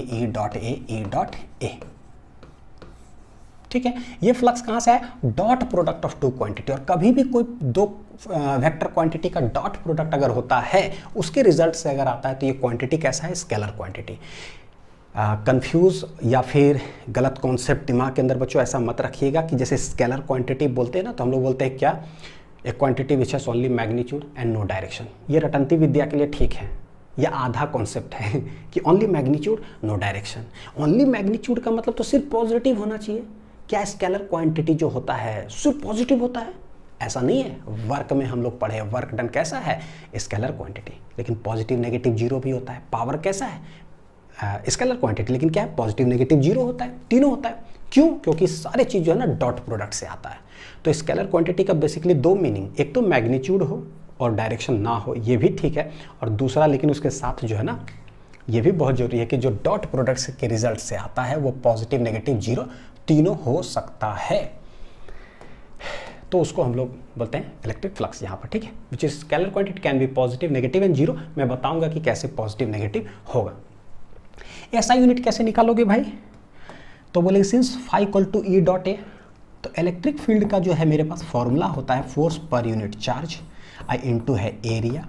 एक तो ये होता है इलेक्ट्रिक फील्ड का, और दूसरा इलेक्ट्रिक फील्ड का एक और होता है, ऐसा यूनिट में मैंने बताया था आप लोग को, in terms of potential minus dv बटे dx, जो कि अभी हम पढ़े नहीं है, पोटेंशियल में पढ़ेंगे, लेकिन सिंस एक साथ आता है तो अभी पढ़ना जरूरी है क्योंकि सवाल के अंदर दिया रहता है इसका यूनिट, ठीक है। एरिया, अब अगर हम लोग यूनिट अगर लिखे, देखो फोर्स का यूनिट होता है न्यूटन, चार्ज का है कूलम, नीचे क्या है इधर, सॉरी नीचे नहीं ऊपर क्या है, मीटर स्क्वायर। हेंस फ्लक्स का यूनिट हो गया न्यूटन मीटर स्क्वायर पर कूलम। लेकिन सबसे ज़्यादा वो दिया रहता है बड़ी पॉपुलर है, देखोगे। वोल्टेज का यानी पोटेंशियल का क्या होता है, वोल्ट, नीचे डिस्टेंस है तो मीटर, और एरिया होता है मीटर स्क्वायर। मीटर मीटर चला गया, हो गया वोल्ट मीटर। देखो एमीटर करंट नापता है, वोल्ट मीटर वोल्टेज नापता है, तो वोल्ट मीटर यूनिट है इसका। ये अक्सर सवाल में दिया रहेगा, तो पता होना चाहिए कि भाई ये भी यूनिट है, ये भी यूनिट है ना। चलिए, तो ये ऐसा यूनिट ऑफ इलेक्ट्रिक फ्लक्स हो गया। अब आते हैं बच्चों साइन कन्वेंशन ऑफ फ्लक्स। अभी हमने देखा कि भाई पॉजिटिव नेगेटिव जीरो भी हो सकता है, तो व्हाट डज पॉजिटिव इंप्लाई, क्या इंप्लाई कर या क्या सिग्निफाई करता है, और अगर होता पॉजिटिव नेगेटिव है तो भाई कैसे होता है वो बताओ, है ना। देखिए बताते हैं। लेट, जैसे भी मैंने बोला, एक इस तरह से क्रॉस सेक्शनल एरिया, बड़ा सा एक एरिया ऐसे है। मैं क्या करता हूँ, यहाँ पर एक छोटा सा एरिया ले लिया है, देखो A1 मैग्नीट्यूड का, ऊपर एक छोटा सा एरिया ले लिया A2 मैग्नीट्यूड का। हमने देखा था कि अगर कोई प्लेनर सरफेस होता है तो उसका हमने बताया था भी कि दो तरफ एरिया ले सकते हैं, इधर लिए तो आउटवर्ड भैया हम इधर भी ले सकते हैं, आउटवर्ड दोनों तरफ होता है, ठीक। तो एक उसी पर छोटा ले लिया तो इधर एक इस साइड ले लेते हैं एरिया वेक्टर, एक इस साइड ले लेते हैं, प्लेनर सरफेस है, ठीक। देखो कैसे प्लस माइनस का सिग्निफिकेंस है वो देखिएगा आप जरा। ये एरिया A1 है तो इसका एरिया A1 वेक्टर इधर हो गया, ये A2 इधर है तो इसका एरिया वेक्टर हमने एक इधर ले लिया। लेट इलेक्ट्रिक फील्ड लाइंस जो है वो कैसे है, देखो हॉरिजॉन्टल लाइन जो दिख रहा है ना ऐसे, इससे कुछ एंगल पर इंक्लाइंड है, लेट इट भी कितना थीटा, थीटा पर ऐसे इंक्लाइंड है। तो यहाँ पर भी बोलते हैं भैया हॉरिजॉन्टल जो लाइन है उसे थीटा पर इंक्लाइंड है। तो फ्लक्स होता क्या है, E A cos theta, E A cos theta. तो अगर इस सरफेस से अगर हम लोग फ्लक्स निकालना चाहें φ1, A1 एरिया है, कैसे लिखोगे, E और A दोनों के बीच का एंगल, ठीक है। तो E मैग्नीट्यूड है A1 और कॉस ऑफ क्या है, दोनों के बीच का एंगल है थीटा। बच्चों थीटा अगर 90 डिग्री से कम हो तो कॉस थीटा का वैल्यू कैसा आएगा, पॉजिटिव। बस पॉजिटिव नेगेटिव देखना है। तो ये वैल्यू कैसा देगा, जो भी देगा ये पॉजिटिव वैल्यू देगा। हेंस हम लोग बोले कि आंसर जो आने वाला plus E A1 cos of theta कुछ आएगा, और ये इंडिकेट करता है कि फ्लक्स कैसा आया, पॉजिटिव वैल्यू। तो समझ में आ रहा है कि अच्छा ठीक है, थोड़ा सा भी और बताता हूँ, अभी वेट करिए। यहाँ देखते हैं जरा, अगर हम इस साइड एरिया वेक्टर ले लिए लेकिन इलेक्ट्रिक फील्ड लाइंस यहाँ तो ऐसे ही पास कर रहे हैं, तो भैया इस छोटा वाला सरफेस से फ्लक्स क्या होगा, फ्लक्स होता है ई ए कॉस थीटा। तो ई तो ई है, एरिया है A2, कॉस ऑफ ये दोनों के बीच में एंगल, तो ई यहाँ A2 यहाँ, भैया तो ये दोनों के बीच का एंगल तो ये होगा। तो देखो ये है थीटा, टोटल है 180 डिग्री, यानी ये कितना हो जाएगा 180 डिग्री माइनस कितना हो जाएगा थीटा, यानी कि ई और A2 के बीच का एंगल यहाँ क्या है 180 माइनस थीटा। अच्छा अब होगा क्या, इसको सॉल्व करते हैं जरा। cos 180 माइनस थीटा, एक तो 180 है तो बदलेगा नहीं, तो cos 180 minus theta cos theta होगा। प्लस माइनस क्या है, तो क्वाड्रेंट वाइज हम चेक करते हैं, पूरा ट्रिग्नोमेट्री में मैंने आप लोग को पढ़ाया है ना। चलिए देखते हैं, ये है 180 डिग्री, 180 माइनस करेंगे तो कौन सा क्वाड्रेंट हो गया बच्चों, सेकंड क्वाड्रेंट। और आप लोग जानते हो आलू समोसा टिक्की चाट, ASTC रूल, सेकंड क्वाड्रेंट में साइन पॉजिटिव होता है। भैया कॉस क्या होगा, क्या होगा सोचो, नेगेटिव, यानी ये होगा नेगेटिव। हेंस आंसर क्या आ रहा है, माइनस EA2 कॉस ऑफ क्या हो गया थीटा, दिस इज φ2, यानी कि φ2 क्या आ गया पता है, नेगेटिव। तो आपको साइन कन्वेंशन देखिए इसके लिए हो गया। जनरली जैसे मान लो बुक्स में लिख देता है it is positive, outward flux positive ले लीजिए, इनकमिंग फ्लक्स को नेगेटिव ले लीजिए। जैसे ही वहाँ पर एक सवाल मारोगे ना भाई क्यों, तब जो है ना ये रियल फिजिक्स चालू होता है कि क्यों। नहीं तो फिर तो रट लो बैठ करके भाई, सब कुछ रट लो, नहीं रटना नहीं है बच्चों, समझंती विद्या, ठीक है। देखो यहाँ से देखोगे, हमने अभी बताया कि कोई भी प्लेन सरफेस होता है, एरिया किधर रहते हैं, सरफेस जो है यहाँ उससे आउटवर्ड, सरफेस जो यहाँ आउटवर्ड, चाहे इधर ले और चाहे सरफेस से इधर ले तो वो भी क्या होता है आउटवर्ड, ठीक। ऐसे देखो सरफेस है, एरिया है आउटवर्ड इधर। अगर इलेक्ट्रिक फील्ड लाइंस भी इसी डायरेक्शन में आ रहा हो, लेट को थीटा पे आ रहा हो, चाहे ऐसे आ रहा हो चाहे ऐसे आ रहा हो, अगर इसी साइड आ रहा हो तो हम लोग बोलेंगे ये आउटवर्ड फ्लक्स हो जाएगा कि इलेक्ट्रिक फील्ड लाइंस भी आउटवर्ड ही आ रहा है ना। अच्छा दूसरा चीज, मान लो कि एरिया वेक्टर आउटवर्ड है, आउटवर्ड, अगर इलेक्ट्रिक फील्ड लाइंस अंदर जा रहा हो, चाहे ऐसे जाए चाहे किसी एंगल पर जाए, लेकिन अंदर जा रहा हो तो उसको क्या बोल देंगे, this is not outward flux, this is inward flux going into the area. देखते हैं जरा कि क्या है, ये कैसा है।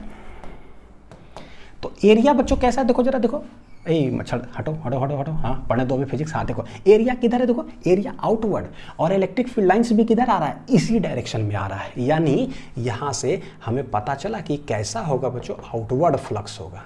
कैसा हो जाएगा ये, आउटवर्ड फ्लक्स, ये आउटकमिंग फ्लक्स है। और जब आउटकमिंग फ्लक्स के लिए हमने निकाला तो कैसा आया, पॉजिटिव। ठीक ठाक है। इधर देखते हैं, एरिया वेक्टर किधर लिए, आउटवर्ड आउटवर्ड आउटवर्ड, लेकिन इस एरिया से इलेक्ट्रिक फील्ड जा किधर है, अंदर की ओर। देख रहे हो उस साइड है, ठीक है, अंदर ही घुस रहा है। तो ये जो है यहाँ से ये कैसा है भाई, this is incoming flux, incoming flux है ना, कि एरिया लेते हैं बाहर तो इलेक्ट्रिक फील्ड लाइन जा रहा है अंदर, और इनकमिंग फ्लक्स के लिए जब हमने निकाला तो क्या आया, नेगेटिव।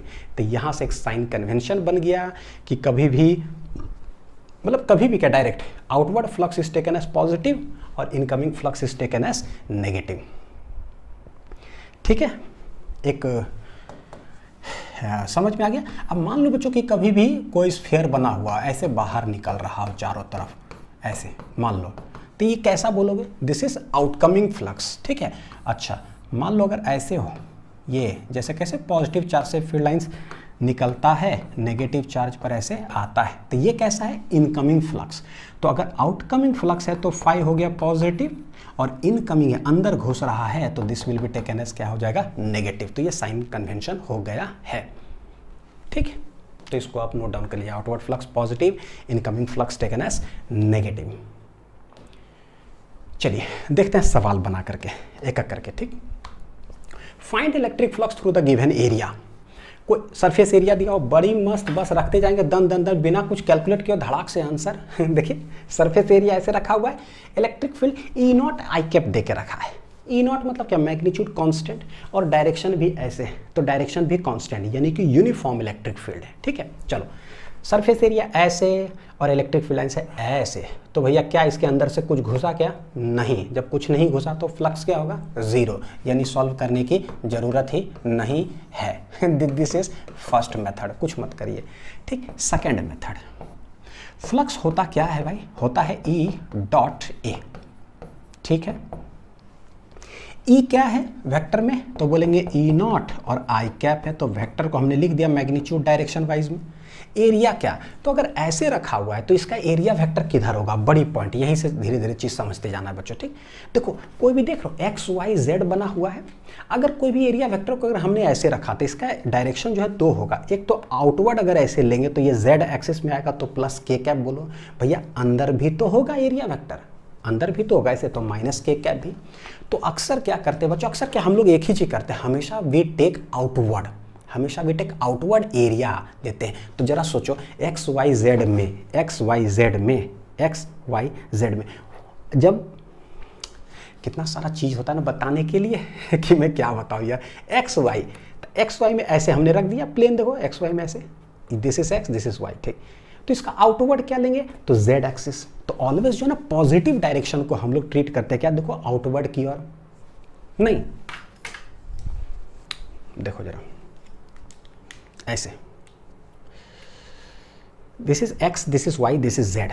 अगर कोई प्लेन यहाँ ऐसे रखा हुआ है तो कैसे हम लोग बोलते हैं कि भाई ऐसे है, दिस इज एक्स वाई और ये जेड, तो जेड को नहीं बोलते बाहर आउटवर्ड, और अगर इनटू जाए तो अंदर की ओर बोलते हैं, यानी कि आउटवर्ड पॉजिटिव डायरेक्शन को हम लोग आउटवर्ड ट्रीट करते हैं, ठीक। माइनस जेड जब बोलेंगे तो वो इनटू द पेज हो जाएगा, यानी अंदर की ओर, ठीक। उसी तरह से एक्स एक्सिस को बोल देंगे आउटवर्ड, तो माइनस एक्स एक्सिस को बोल देंगे इनवर्ड, यानी कि हमेशा एरिया वेक्टर पॉजिटिव डायरेक्शन को ही लेंगे। क्यों लेंगे, उम्मीद है समझ में आ गया होगा, ठीक है।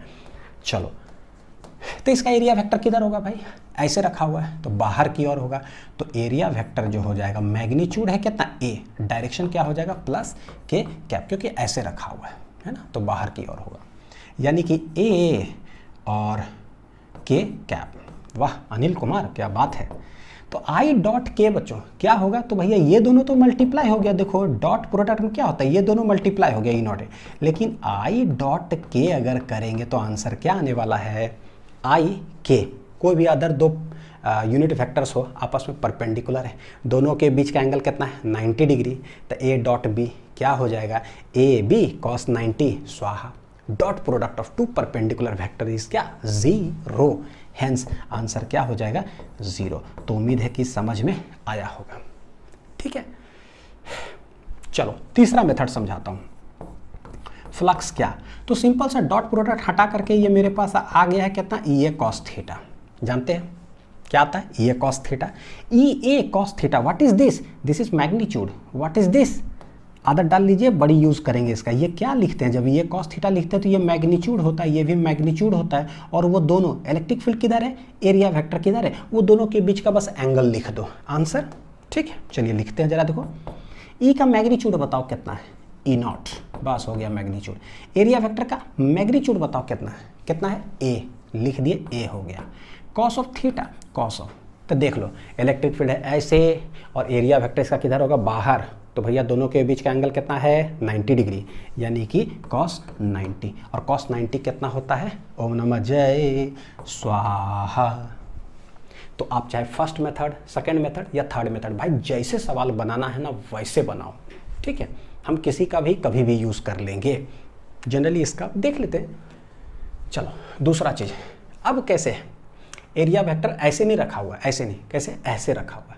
तो इसका किधर लेंगे डायरेक्शन, बताए थे बच्चों, पॉजिटिव डायरेक्शन, यानी कि किधर, एक्स एक्सिस के तरफ फ्लक्स निकालना इस सरफेस से। तो एरिया वेक्टर इधर हो जाएगा, एरिया वेक्टर जो कि मैग्नीट्यूड है ए, डायरेक्शन क्या हो जाएगा, प्लस आई कैप के तरफ।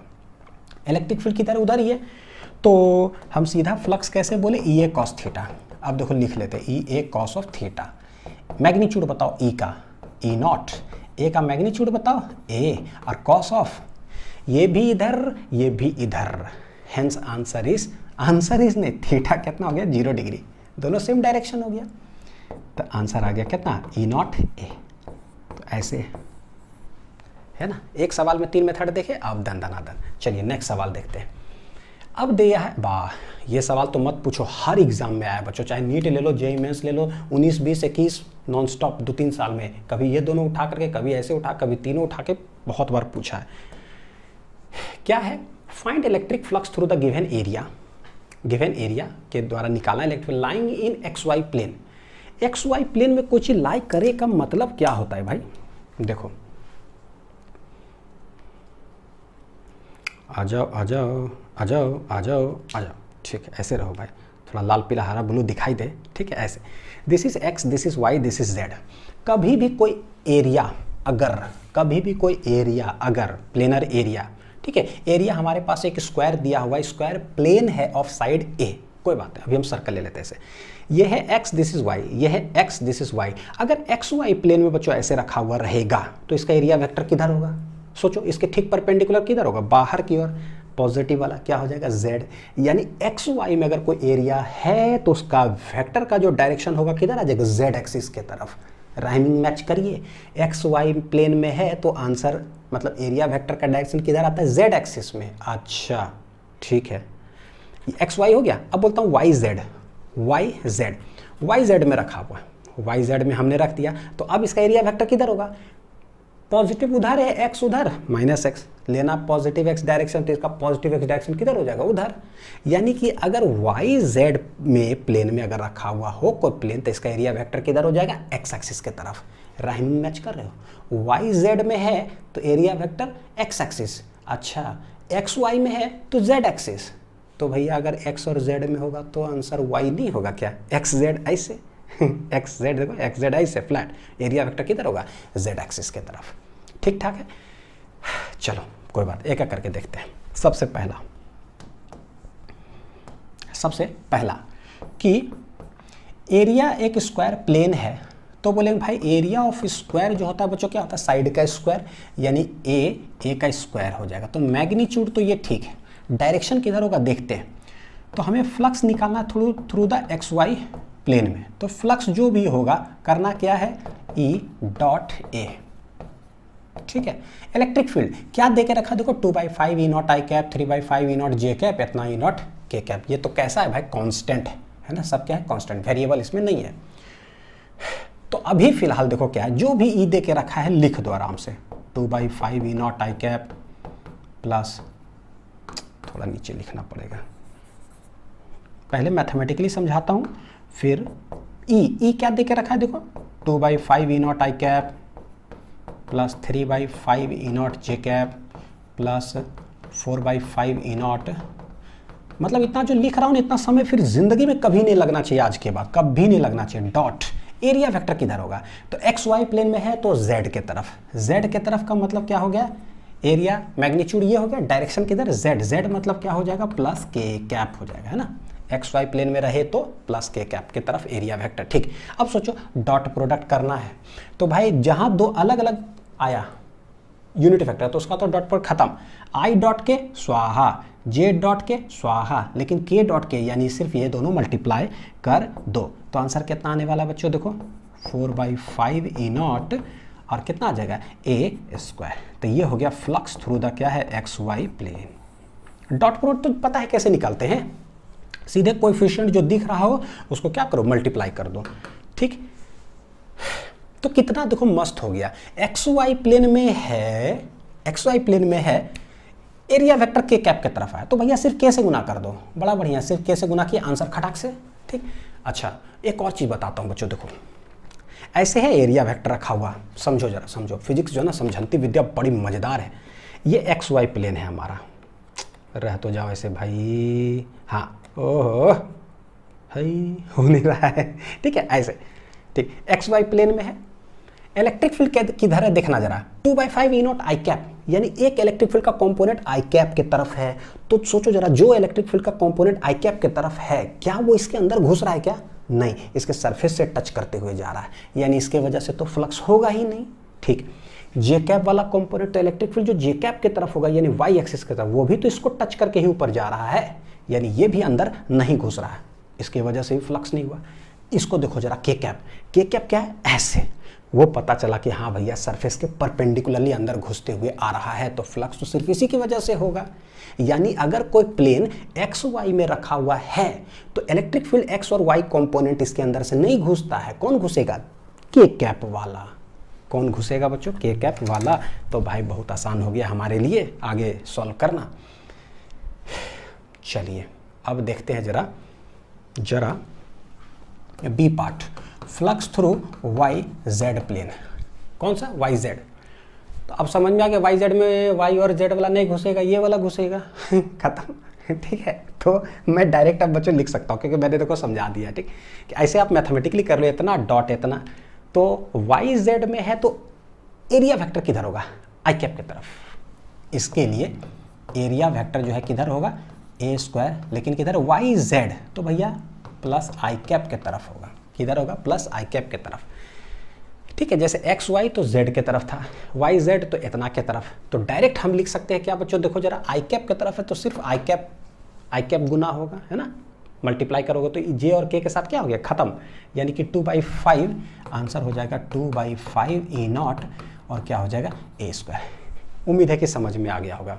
आप ऐसे गुना कर लो, सबको रखो के कैप के साथ, तो के साथ गुना हुआ, तो भैया आई है तो सिर्फ आई वाला के साथ गुना होगा, खत्म। चलो तीसरा देखते हैं, फ्लक्स एक्स जेड में क्या होगा? X Z plane. तो हम लोग बोले एरिया वेक्टर बताओ कि किधर है। एरिया वेक्टर जो होगा, एक्स और जेड हो गया तो खत्म, तो बचा क्या? वाई, यानी कि हो जाएगा वाई मतलब क्या होता है? प्लस जे कैप के तरफ। तो भैया जे को सिर्फ जे के साथ गुना कर दो, कितना मस्त। कितना आएगा? 3/5 ई नॉट, और ये हो जाएगा कितना? ए स्क्वायर। ठीक है, जैसे ये उसी तरह से सिमिलर बेसिस पे लिख लीजिए इसको। तो बच्चों देखो, उम्मीद है समझ में आया होगा। चलिए next, find electric flux through all surface. एक सॉलिड सिलेंडर है, इसमें इलेक्ट्रिक फील्ड लाइंस ऐसे आ रहा है, ई नॉट आई कैप। ठीक है, हमें तीनों सरफेसेस से निकालना है, तो भैया टोटल सरफेस कितना है? देखो, एक इधर है 1, ये बोले सर्कुलर एरिया ऐसे, सर्कुलर एरिया ऐसे, और एक है कर्व्ड सरफेस एरिया, ये तीसरा। ठीक, तो देखो एरिया वेक्टर किधर लेते हैं? ऐसे है सिलेंडर, तो किधर हो जाएगा ये क्रॉस सेक्शनल एरिया? आउटवर्ड, बाहर की ओर। तो इसका एरिया वेक्टर किधर? बाहर की ओर। इसका एरिया वेक्टर आउटवर्ड, हमेशा क्या लेना होता है? आउटवर्ड। इसका तो सिलेंडर ऐसे, तो इसका कहीं भी देखो किधर होगा? आउटवर्ड। तो इसका एरिया वेक्टर किधर हो गया? आउटवर्ड। अब इलेक्ट्रिक फील्ड देखते हैं। इलेक्ट्रिक फील्ड ऐसे जा रहा है, यानी यहां पर देखोगे इलेक्ट्रिक फील्ड कैसे आ रहा है? ऐसे, तो ये है ई नॉट आई कैप। ठीक, यहाँ पर इलेक्ट्रिक फील्ड कैसे है भैया? ऐसे, क्योंकि यूनिफॉर्म इलेक्ट्रिक फील्ड है, कांस्टेंट वैल्यू, तो ये ई नॉट आई कैप इधर ही है। यहाँ पर देखोगे इलेक्ट्रिक फील्ड हर जगह पे तो इधर आ रहा है, ई नॉट आई कैप। तो द थर्ड सरफेस से अगर हम लोग देखें, है ना, सरफेस एरिया वेक्टर ऐसे और इलेक्ट्रिक फील्ड है ऐसे, तो दोनों के बीच में एंगल कितना डिग्री है? 90 डिग्री।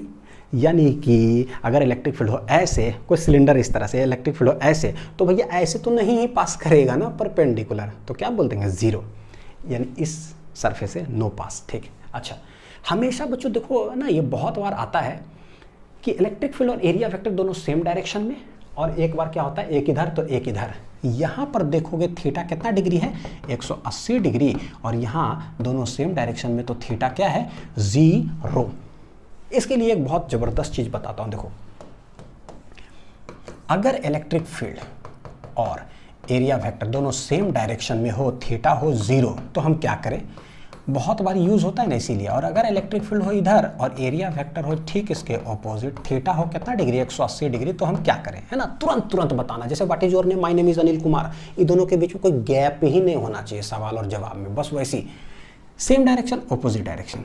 फ्लक्स क्या, फ्लक्स होता है E A, magnitude cos of theta, theta कितना है 0, कॉस 0 क्या होगा +1, देखो क्या होता है +1, यानी कि प्लस ई आई इंटू क्या आ गया ए, दिस इज फ्लक्स।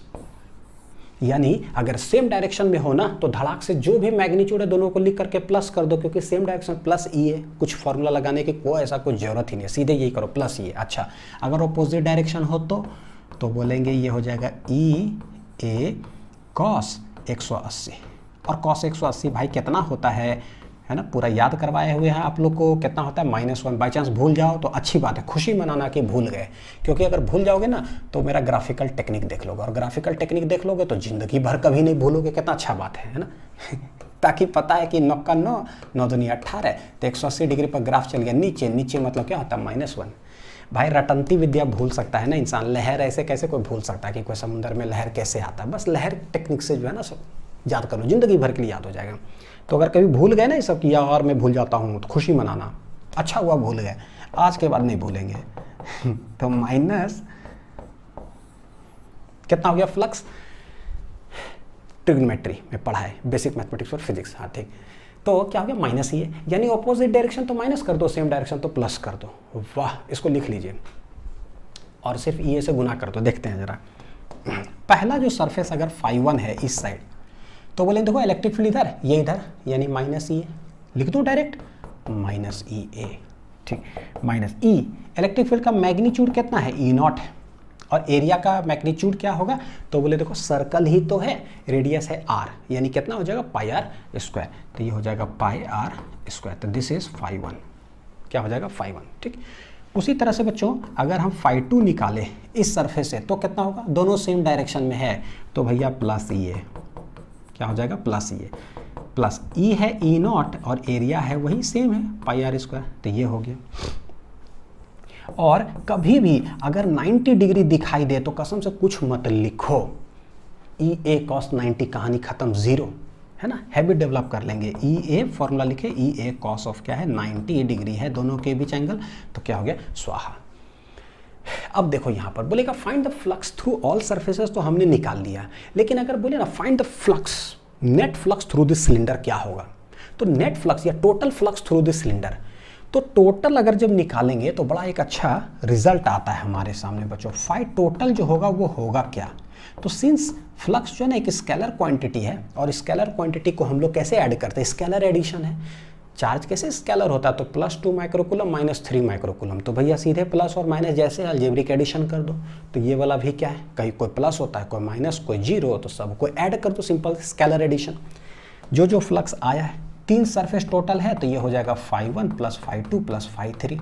देखते हैं टोटल फ्लक्स क्या होगा, ठीक है, through the whole surfaces. -E0 πr², दूसरा वाला है +E0 πr², और तीसरा वाला है 0, ठीक, +E0 πr² और तीसरा वाला है 0। अगर देखोगे जितना माइनस उतना प्लस, ये सब कैंसिल हो गया, नेट आंसर क्या हो गया 0। यानी कि किसका क्या मतलब हुआ भाई, टोटल फ्लक्स 0 है, ऐसा कैसे, जा तो रहा था ये। देखो बच्चों क्या है, एरिया आउटवर्ड है, एरिया आउटवर्ड है और इसके अंदर घुस रहा है, दिस इज इनकमिंग फ्लक्स। क्या है ये, इनकमिंग फ्लक्स। इधर देखना, एरिया आउटवर्ड है और इलेक्ट्रिक फ्लक्स इधर है, तो दिस इज आउटकमिंग फ्लक्स, यानी कि दिस इज कैसा, इनकमिंग, और इधर कैसा है भाई, आउटगोइंग, ठीक। और एक और चीज, जितना इनकमिंग फ्लक्स है, देखो इनकमिंग फ्लक्स को नेगेटिव लेते हैं, आउटगोइंग फ्लक्स को क्या लेते हैं, पॉजिटिव लेते हैं। तो जितना इनकमिंग उतना ही अगर आउटगोइंग हो जाए, उधर से तो कुछ था नहीं, तो नेट आंसर क्या आएगा, 0 ही तो आएगा। सिलेंडर, मैं एक आदमी हूँ, इनकमिंग 2 रुपया, आउटगोइंग 2 रुपया, तो मेरे पास क्या बचा, कुछ नहीं, answer is 0। So what is the net पैसा, आंसर है 0 रुपया, क्योंकि जितना आता है सब चला जाता है, आया जितना और उतना चला गया, सब खत्म, नेट टोटल आंसर इज 0। ठीक है, तो उम्मीद है बच्चों की देखो समझ में आया होगा। चलिए अब इसी बेसिस पर जो है ना निकालिए जरा एक क्यूब से टोटल इलेक्ट्रिक फ्लक्स कितना पास करेगा। Find electric flux through all surface. ठीक, तो मेरे पास इसके पास सरफेस कितना है, तो बोले एक देखो है लेफ्ट, एक है राइट, एक है टॉप, एक है बॉटम, ये जो सरफेस दिख रहा है ये, और एक किधर होगा फ्रंट, जो कि ABCD सरफेस दिख रहा है वो फ्रंट, और एक किधर होगा EFGH जो दिख रहा है वो बैक साइड। का टोटल कितना है भाई, 1 2 3 4 5 और 6, टोटल 6 सरफेसेस है। हमको सारे सरफेसेस से फ्लक्स निकाला। इलेक्ट्रिक फील्ड कितना है, E0 I cap. Electric field ऐसे है कांस्टेंट, पास किधर किधर से करेगा, ऐसे ही देखो समझ में आता है तुरंत। इस सरफेस का एरिया वेक्टर किधर हो जाएगा, इधर। ठीक है, इस सरफेस का एरिया वेक्टर आउटवर्ड इधर, इस सरफेस का एरिया वेक्टर इधर, इस सरफेस का एरिया वेक्टर इधर। ठीक, चारों सरफेस का। इलेक्ट्रिक फील्ड लाइंस की अगर हम लोग बात करें तो भैया किधर है, किधर है इलेक्ट्रिक फील्ड लाइंस, है इधर। यहाँ पर इलेक्ट्रिक फील्ड, सारे डायरेक्शन तो इधर ही है ना, इलेक्ट्रिक फील्ड इधर है। ठीक है, इलेक्ट्रिक फील्ड लाइंस किधर है, इधर। इलेक्ट्रिक फील्ड लाइंस किधर है, इधर। यहीं से देखते हैं कि इस सरफेस के लिए कितना बन रहा है बच्चों, ये 90 डिग्री। इस सरफेस के लिए कितना बन रहा है, 90 डिग्री। ये कितना है, 180 डिग्री। देखो, और ये कितना है, 0 डिग्री। 0 में क्या बोले थे, सीधे प्लस कर दो। 180 डिग्री में सीधे माइनस ये कर दो। 90 डिग्री स्वाहा, 90 डिग्री स्वाहा। ठीक, और एक है फ्रंट। तो ABCD जो फ्रंट में है वो फेस कैसा है, ऐसा। ठीक है, और इलेक्ट्रिक फील्ड कैसे है, ऐसे। तो इलेक्ट्रिक फील्ड ऐसे और ऐसे कोई सरफेस होगा तो इसका एरिया वेक्टर किधर होगा, बाहर की ओर। तो भाई एरिया वेक्टर है बाहर और इलेक्ट्रिक फील्ड है इधर। फिर से दोनों के बीच एंगल कितना हो गया, 90 डिग्री। यानी फ्रंट वाला जो फेस है उसका भी क्या होने वाला, 90 डिग्री। चलो देखते हैं। टोटल फेसेस मेरा है 1 2 3 4, एक है फ्रंट और एक है बैक। टोटल कितना सरफेसेस है, 6। ठीक है, पहला निकालते हैं, फ्लक्स थ्रू वन सरफेस। 1 में देखें दोनों अपोजिट डायरेक्शन में है बच्चों, क्या लिखेंगे, माइनस ई है। कोई दिक्कत नहीं होना चाहिए किन्हीं को भी। माइनस ई, इलेक्ट्रिक फील्ड का मैग्नीट्यूड कितना है, E0, और ए कितना है, तो देखो जरा क्यूब है तो ए मतलब साइड लेंथ कितना है, AA। तो कोई भी सरफेस एरिया देखेंगे तो क्या हो जाएगा, लेंथ इंटू ब्रेड्थ, यानी कि A इंटू A स्क्वायर। तो मैग्नीट्यूड इसका हो जाएगा A स्क्वायर। तो ये मेरे लिए आंसर आ गया माइनस ये। cos 180 हमने इंक्लूड कर लिया है। नेक्स्ट, अगर सेकंड सरफेस से देखो दोनों सेम साइड तो प्लस EA। अब रिजल्ट में यूज़ करूंगा ना, क्योंकि 5 मिनट वहाँ समय लगाए हैं ना, तो मेरा फर्ज बनता है यूज़ करना। तो ये E0 एरिया क्या हो गया, A स्क्वायर। ठीक है, तीसरा देखते हैं 5 सिंस 90 डिग्री है स्वाहा। ठीक है, चौथा में बोलेंगे सिंस 90 डिग्री है, फिर ये भी क्या हो गया, स्वाहा। अच्छा, फ्रंट, तो भैया 5 फ्रंट सरफेस के लिए जो है, फ्रंट सरफेस कौन है, ABCD जो है बच्चों, इसके लिए अगर बोलोगे इलेक्ट्रिक फील्ड किधर, तो इलेक्ट्रिक फील्ड तो भैया I कैप की तरफ है, और फ्रंट है ऐसे, तो इसका एरिया वेक्टर किधर होगा, आउटवर्ड। आउटवर्ड क्या लेंगे, Z है ना, सरफेस ऐसी तो है, आउटवर्ड क्या लोगे, प्लस के कैप लेंगे, प्लस के कैप लेंगे। यानी कि अगर मान लो कि E डॉट अगर A बोले बच्चों, तो E है भैया E0 I कैप, और इसके लिए एरिया वेक्टर हो जाएगा A स्क्वायर प्लस के कैप होगा। समझ में आ रहा है कि ऐसे सरफेस अगर है ABCD तो होगा आउटवर्ड की तरफ। I डॉट के अलग अलग आंसर आया, मतलब अलग अलग है तो स्वाहा। ठीक है, चलो अब EFGH कहाँ है, जैसे ऐसे, तो ये भी यही है, तो ये इसका एरिया वेक्टर आउटवर्ड हो गया। जो अंदर वाला सरफेस है ऐसे, तो वो यहाँ है। ठीक है, इसका एरिया वेक्टर किधर होगा, तो इस साइड से हम देख रहे हैं बच्चों किधर होगा, आउटवर्ड, यानी कि इधर होने वाला है, अंदर की ओर। तो अंदर की ओर का मतलब क्या हो जाएगा, माइनस के कैप, माइनस Z एक्सिस। ठीक है, माइनस के कैप होगा। ठीक, तो ये हो गया फ्रंट। जरा बैक के लिए निकालते हैं ना, कौन सा नंबर हो गया, 6 number, flux through the back surface. और बैक सरफेस कौन है, EFGH। इसके लिए अगर बोले E डॉट A देखो निकालने के लिए, है ना, आप लोग विजुअलाइज भी इसको जरूर करना। यह E0 I cap dot area vector क्या है, A स्क्वायर, और क्या है, माइनस के कैप। अब समझ में आएगा कि क्या है, किधर है, EFGH का अंदर की ओर होगा, आउटवर्ड उधर। फिर I डॉट के जैसी अलग अलग आया, डॉट प्रोडक्ट क्या हो जाता है, 0। ठीक है, अब देखो यहाँ क्या हुआ भाई, 5 6 का फ्लक्स 0, 3 4 का फ्लक्स 0, और ये कितना है, minus E0 A square plus E0 A square, यानी कि फिर से टोटल क्यूब से अगर पूछेंगे टोटल फ्लक्स कितना होगा, आंसर फिर से क्या आएगा, नहीं जी हाँ, मतलब मैं इसको इंक्लूड करके कह रहा हूँ बच्चों, फाइनल आंसर तो 0 ही आना है। एक होगा प्लस कुछ वैल्यू है और एक है माइनस, बाकी 0 0 0। फिर से रिजल्ट हमारा कायम रहेगा, यानी कि flux through the total surface की अगर बात करें तो ये हो जाएगा क्या, φ1 plus φ2 plus φ3 plus φ4 plus φ front plus φ क्या हो जाएगा, बैक। आंसर पहला है minus E0 A square plus फिर है क्या E0 A स्क्वायर, फिर 0 0 0 0 लिख देता हूँ, है ना, सेम, बस वही छापना ही तो है। हेंस आंसर स्वाहा स्वाहा तो टोटल मिला करके 0 हो गया। कैसे 0 हुआ पता है, टोटल कैसे 0 हो गया, क्योंकि यहाँ पर देखो क्या एरिया आउटवर्ड लिए तो इनकमिंग, यहाँ पर एरिया आउटवर्ड और फील्ड लाइन्स भी बाहर, तो this is outcoming flux, this is incoming flux. तो जितना पैसा आया उतना पैसा बाहर चला गया। नेट आंसर इज क्या भैया 0, इसलिए 0 आंसर आता है। ठीक, तो मजा आ रहा है बच्चों पढ़ने में ना। चलिए नेक्स्ट सवाल देखते हैं। Electric flux in non uniform electric field हम लोग कैसे कैलकुलेट करेंगे। नॉन यूनिफॉर्म इलेक्ट्रिक फील्ड का मतलब क्या होना चाहिए कि इलेक्ट्रिक फील्ड किसी चीज पर डिपेंड कर रहा हो, कांस्टेंट अब नहीं होगा। देखते हैं जरा, गिवन E इक्वल टू दे के रखा है E0 x स्क्वायर, देखिए यानी इलेक्ट्रिक फील्ड किसी चीज पर डिपेंड कर गया x पर, और I कैप की तरफ है, यानी डायरेक्शन ऑफ इलेक्ट्रिक फील्ड ठीक है इधर है, लेकिन मैग्नीट्यूड क्या है, चेंज हो रहा है, क्योंकि हर x इक्वल टू कुछ भी रखो तो अलग अलग वैल्यूज आएगा। इसका मतलब क्या हो गया, नॉन यूनिफॉर्म। बोलता है find electric flux through the whole cube placed at x equal to 2a। ये जो क्यूब है ना रखा हुआ देखो कहाँ है, x इक्वल टू 2a पे, एक एंड है x इक्वल टू 2a पे और एक है x इक्वल टू 3a पे। तो भैया टोटल ये लेंथ कितना हो गया देखो जरा क्यूब का, तो 3 में से 2 माइनस कर देंगे, ये हो जाएगा a। क्यूब है बच्चों तो a सब कितना है a। कोई भी फेस लोगे तो a स्क्वायर उसका एरिया आएगा। अब इलेक्ट्रिक फील्ड लाइन है इधर, कितना है वो E0 x स्क्वायर आई कैप है, ये E0 x स्क्वायर। तो देखो कैसे यूनिफॉर्म है, x जो भी वैल्यू रखोगे तो वहाँ अलग आएगा। यानी अब इस जगह पर अगर हम बोले कि कितना इलेक्ट्रिक फील्ड होगा तो अलग होगा, क्योंकि यहाँ पर x इक्वल टू 2a है, इस फेस में ऐसे है। ये फेस देखो तिरछा दिखता है लेकिन है कैसे, इस तरह से यहाँ का जो फेस दिखेगा, एरिया वेक्टर आउटवर्ड और इलेक्ट्रिक फील्ड अंदर जा रहा है। ठीक, इस जगह पर अगर इलेक्ट्रिक फील्ड बोलेंगे तो क्या होगा, तो दोनों जगह जो है ना हम लोग निकालने की कोशिश करते हैं। लेट यहाँ E1 बोल देते हैं, यहाँ बोल देते हैं बच्चों E2, अलग अलग होगा इलेक्ट्रिक फील्ड अब, है ना, अब सेम नहीं होगा। कितना होगा यहाँ, तो चलो आते कैलकुलेट करते। E1 equal to x equal to 2a put करना है इसमें, तो this is E0 x equal to कितना है 2a का होल स्क्वायर। तो इस जगह पर इलेक्ट्रिक फील्ड कितना आएगा देखो E0 और ये हो जाएगा कितना 4a स्क्वायर, तो यानी कि 4E0 a स्क्वायर। तो this is the electric field value at x equal to 2, इस सरफेस के लिए। इस सरफेस के लिए क्या होगा निकाल लेते हैं,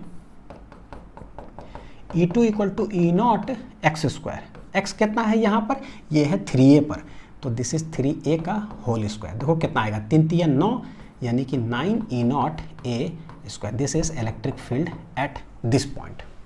अच्छा, एरिया वेक्टर किधर होता है भाई, तो ये पहला सरफेस ये दूसरा सरफेस, एरिया वेक्टर जो होगा वो आउटवर्ड होता है।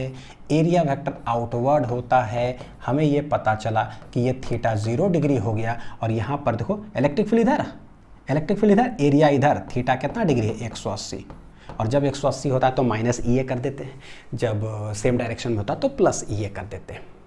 ठीक, अच्छा अभी हमने कैलकुलेट किया था कि फ्रंट बैक टॉप बॉटम ये सब से क्या आता है 0 0 0 0, सिर्फ और सिर्फ फ्लक्स किसके कारण आता है, एक इसके कारण और एक इसके कारण।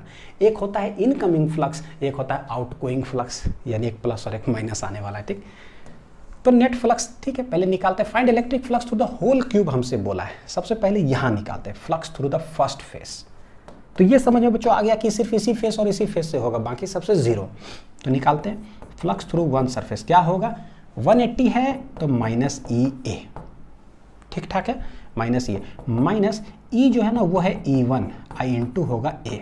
देखते हैं माइनस E1 हमने कैलकुलेट करके लाया है वो है 4E0 a स्क्वायर, यह है इलेक्ट्रिक फील्ड का value 4E0 a square I into area क्या होगा, तो इसका एरिया होगा क्या, तो क्यूब है, एक फेस का एरिया क्या होगा side square A into A, यानी कि ए स्क्वायर।